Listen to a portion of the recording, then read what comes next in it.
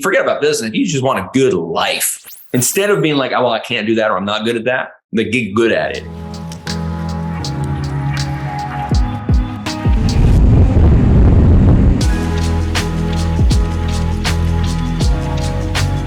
All right, so there's 6 pillars. I talk about this in my book, The Nuclear Effect. There's 6 pillars of the business. There's marketing, there's sales, finance, mindset, operations, and delivery. It kind of works a little bit like a seesaw.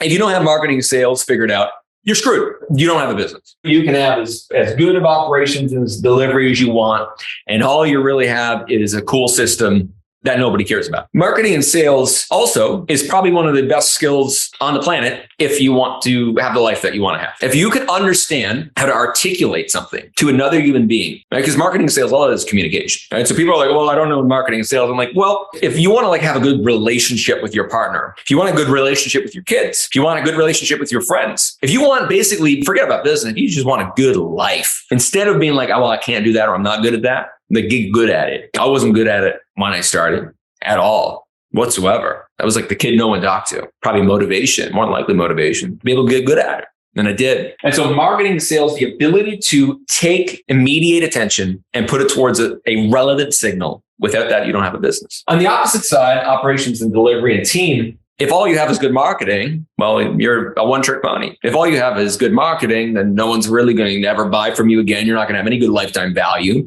People aren't going to refer to you. Quite simply, you're going to never really have a long-term success. You'll never be able to scale because marketing and sales only bring you so far. You actually have to have substance of what it is that you do. Now, I meet a lot of entrepreneurs and they're either really good at marketing and sales or they're really good at operations and delivery. If you're really good at marketing and sales, you will potentially build a business that completely blows up and implodes if you don't get operations and delivery right.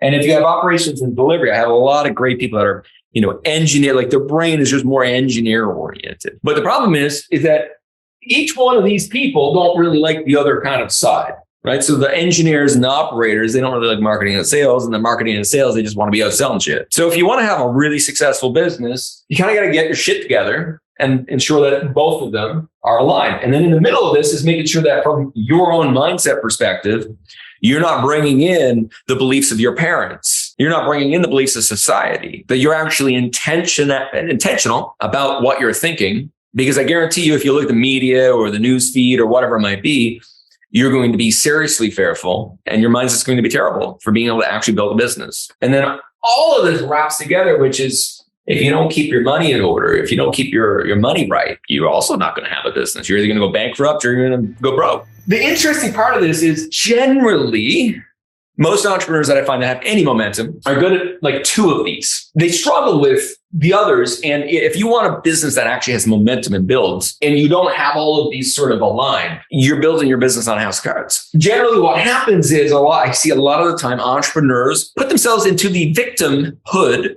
of saying, well, no one ever taught me finance, or I give that to my accountant, or I give that to my financial advisor, right? Or when it comes to marketing and sales, well, I'm going to hire an agency, or I'm going to hire someone to run ads for me.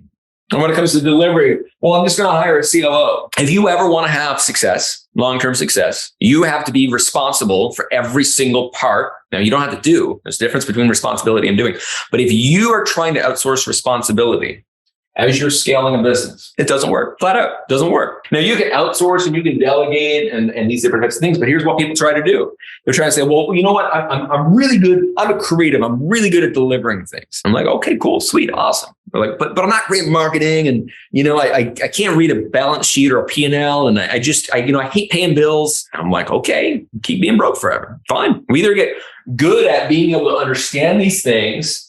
And as an entrepreneur, we take complete ownership of the responsibility of them, understand how they work, and then outsource and delegate it to somebody else so that we don't have to do it, but we understand it and we keep the responsibility behind it. Why? Because you know what? No marketing agency is going to market as best as you because you have the passion. No one's going to care about your money as much as you because it's your energy, it's your money. No salesperson is going to sell as good as you because you have conviction and they're just trying to make money. And so what ends up happening is we get on this wonderful hamster wheel because we don't actively take responsibility for the pillars in our business, much like there are pillars in our life, right? If we don't take responsibility for and with our significant other, more than likely we're going to have a divorce. And so it's this lack of responsibility, this lack of trying to outsource responsibility because you're overwhelmed, because it feels big, because it's intense, that makes it so that you can't scale your business. You show me any entrepreneur, and in less than 60 seconds, I can tell you exactly where the person is not owning the responsibility inside of this, and then very quickly be able to actually help them change that and shift that if they're open to that. Hamster wheel then occurs because if you're really good at marketing and you're not good at operations delivery, you don't solve that. You don't take responsibility for that.